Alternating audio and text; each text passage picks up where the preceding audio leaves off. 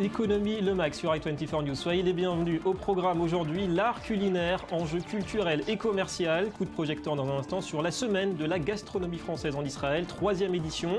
Une vingtaine de grands chefs tricolores présents pour l'événement. Les produits français sont-ils aussi en passe d'envahir les grandes surfaces israéliennes? On en parlera avec nos deux invités juste après. Un point sur ce coup de force hier en France du gouvernement qui s'en remet à l'article 49.3 pour faire adopter la loi Macron censée relancer l'économie. Voilà pour le sommaire, merci d'être avec nous. On passe en revue avant cela l'essentiel de l'actu économique, à commencer par la suite de l'affaire SwissLeaks. Perquisition ce mercredi matin au siège de la filiale suisse du groupe HSBC à Genève, filiale qui fait désormais l'objet d'une enquête pénale pour blanchiment aggravé, ouverte à la suite des récentes révélations, on s'en souvient, fraude fiscale, financement du terrorisme, et elle pourrait, cette enquête, être étendue, d'après le parquet, aux personnes physiques soupçonnées dans ce scandale. On rappelle que près de 120 milliards de dollars auraient transité par cette banque pour blanchiment ou pour échapper au fisc. Des nouvelles de la Grèce au surlendemain du nouvel échec des discussions à Bruxelles autour de la dette du pays. Athènes souhaite désormais une prolongation de l'accord de prêt passé avec ses partenaires de la zone euro. Une demande formulée ce matin et que le gouvernement Tsipras refuse d'assimiler au plan d'aide censé s'achever d'ici 10 jours. Un plan qui comprend forcément en contrepartie des mesures de rigueur budgétaire dont ne veut pas Alexis Tsipras. Nous ne sommes pas pressés et nous ne céderons pas au chantage, mais nous travaillons dur en vue d'une solution honorable et mutuellement bénéfique. Une solution sans austérité, sans ce plan de sauvetage qui a détruit la Grèce ces dernières années et sans la présence toxique de la Troïka. Notre but n'est pas la confrontation. On rappelle que l'Eurogroupe a fixé à vendredi la date limite pour un prolongement de cette aide financière. Et pendant ce temps, c'est dans une relative discrétion que la Hongrie et la Russie ont conclu hier un accord sur les livraisons de gaz russe. Vladimir Poutine, vous le voyez, a également profité de sa visite à Budapest pour évoquer l'amélioration de la centrale nucléaire de Pax, un projet à plus de 10 milliards de dollars. Alors des intérêts économiques qui cachent de vrais enjeux politiques. Et d'abord ce message, Moscou a bien des alliés au sein de l'Union européenne, union dont il entend tirer profit des divisions à l'heure où la Russie subit toujours les sanctions économiques de Bruxelles dans le dossier ukrainien. Nous espérons que les accords signés aujourd'hui renforceront la coopération. Nous avons mis en œuvre un certain nombre de projets, santé, industrie, agriculture, et je crois que cela nous aidera à contrer les sanctions. Voilà, et puis on revient sur les bons chiffres de la croissance israélienne, plus 7,2% au 4e trimestre 2014 en rythme annualisé, du jamais vu depuis 7 ans, bien au-delà des prévisions, plus 3,3%. L'économie s'est relevée donc des 50 jours de conflit avec le Hamas l'été dernier, plus 0,6% seulement pour la période juin-août. Et au final, c'est donc une croissance de 2,9% pour le total 2014, une performance due notamment au rebond de la consommation. Et gros plan maintenant sur la loi Macron. Aura-t-elle fait perdre au gouvernement sa majorité à l'Assemblée? Il est 16h30 hier au Palais Bourbon. Manuel Valls engage la responsabilité de son gouvernement sur ce projet de loi censé libérer l'économie française. Je ne prendrai aucun risque.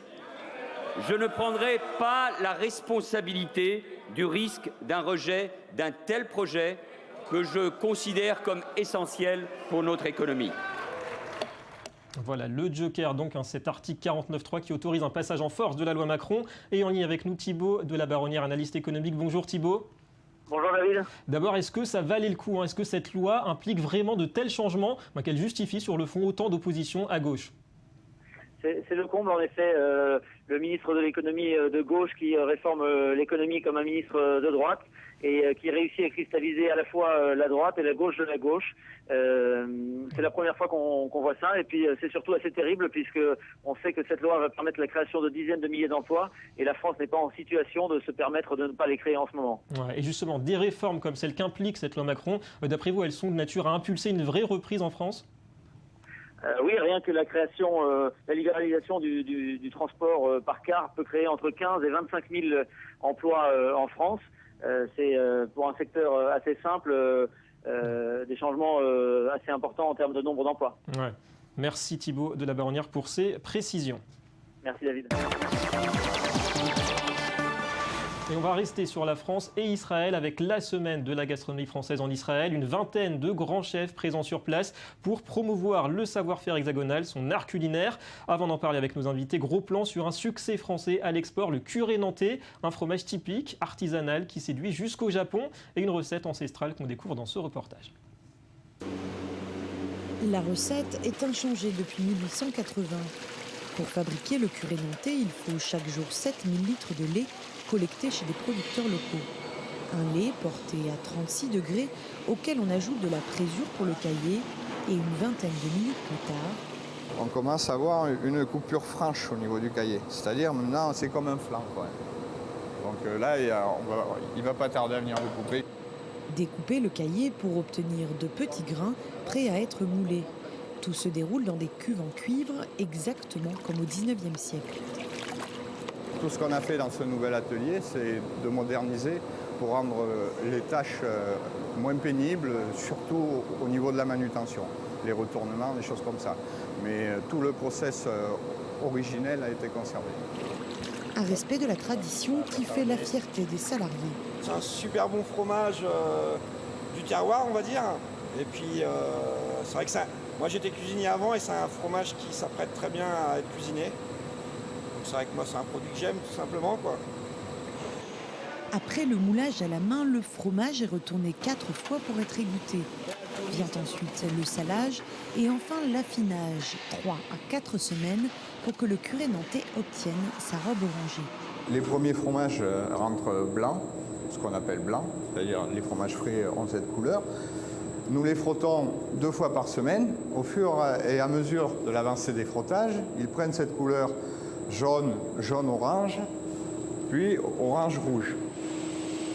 Puis, toujours dans la tradition de son inventeur, le curé nantais est retourné régulièrement pendant qu'il sèche sur des planches d'épicéa.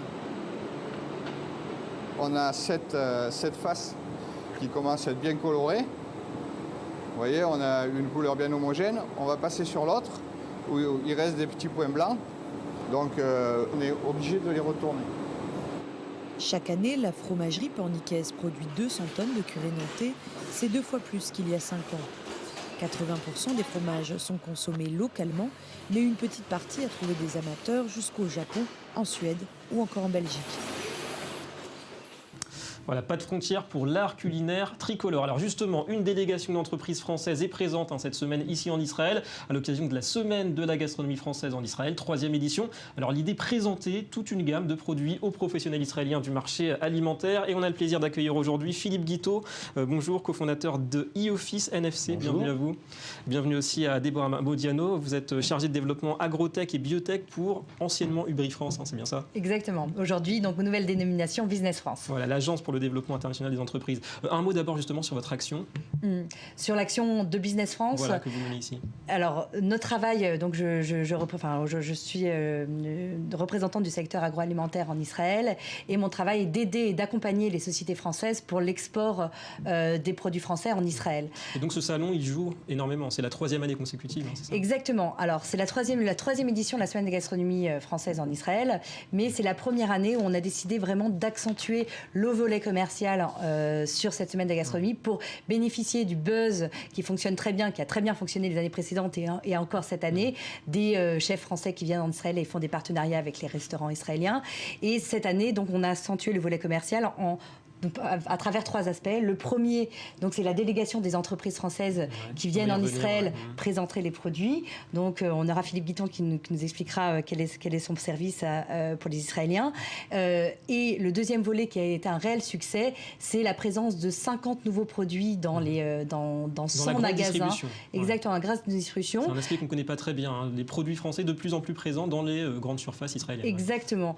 Donc, on a une présence française dans le 2e leader israélien de la distribution alimentaire, qui est Mega Bahir.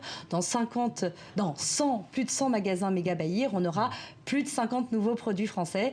Il faut savoir qu'aujourd'hui, les produits français, le numéro 1 des ventes de produits français dans les supermarchés, ce sont les fromages.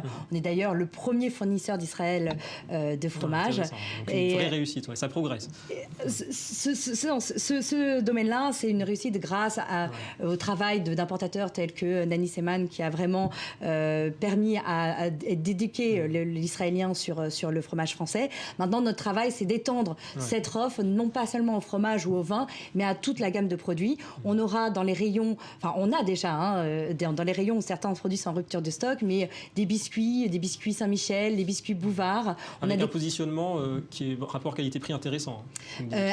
Exactement, c'est-à-dire que dans l'esprit de l'Israélien, le produit français est nécessairement cher, or ce n'est pas le cas. On a des biscuits qu'on peut acheter aujourd'hui à 6,90 shekels, qui fait à peu près un peu moins de 2 euros. Voilà, exactement. Alors je reviens vers vous, Philippe Guiton. Parlez-nous un petit peu de votre projet. e-Office NFC, c'est un système de traduction automatique, c'est bien ça, entre autres des menus gastronomiques qui sont proposés en restaurant. Exactement. Donc nous sommes une start-up qui a été créée en 2012. Donc nous avons maintenant un peu plus de 2 ans d'existence. Et historiquement, notre plateforme de traduction donc de messages de communication offre la possibilité de traduire automatiquement le message original en 18 langues. Pourquoi automatiquement ? Parce que nous avons créé un moteur de traduction qui, avec l'âge maintenant, il a 2 ans, nous offre 100% de satisfaction du client. Et ça répond à une demande, ça répond vraiment à cette demande internationale de tourisme en plein essor, et y compris donc en Israël, vous avez déjà des demandes? Alors exactement. Hier soir, donc j'étais invité au repas de la Chambre de commerce de Tel Aviv, et j'ai fait la connaissance d'une dame qui est en train de créer un restaurant d'origine française, la dame, et elle a été séduite par mon discours à propos du système de traduction des cartes en 18 langues. Donc le principe est simple, vous avez donc la carte dans votre langue d'origine, au bas duquel nous installons donc un QR code, ou encore des petits codes carrés. Oui, exactement, ou encore une puce NFC, vous savez, le système sans contact. Voilà, donc vous venez avec votre smartphone. Hop, vous flashez. Lire le menu, on pourra payer bien sûr bientôt avec le NFC aussi. Oui, c'est le même principe. Voilà, donc vous passez votre smartphone ou bien vous photographiez le QR code. À ce moment-là, vous avez la liste des langues proposées. Vous la sélectionnez et vous avez tout le menu dans votre langue. Alors globalement, est-ce que vous sentez qu'il y a une demande en Israël pour des produits français, pour la gastronomie, que ce soit aussi la grande surface dont vous parliez? C'est quelque chose qui va en progressant ces dernières années? C'est une tendance que vous constatez? Justement, je voudrais parler d'une anecdote, puisque avant cette semaine de la gastronomie, on a rencontré les distributeurs, donc Shupersal le plus important. Ils étaient moins chauds pour faire ce mois français dans les magasins.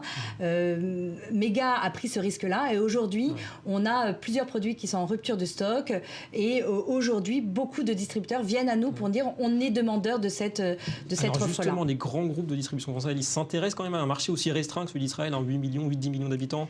Alors, oui, effectivement, on a les sociétés françaises qui nous disent mais attendez, on a un marché de 8 millions d'habitants.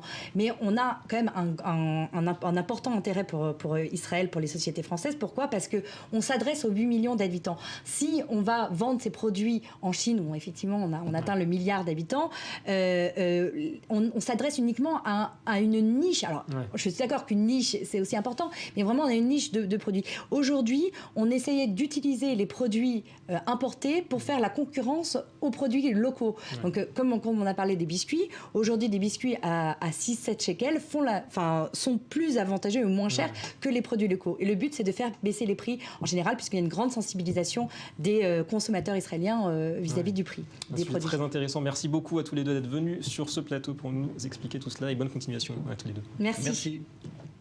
Voilà, entretien réalisé hier, et on passe au Media Watch.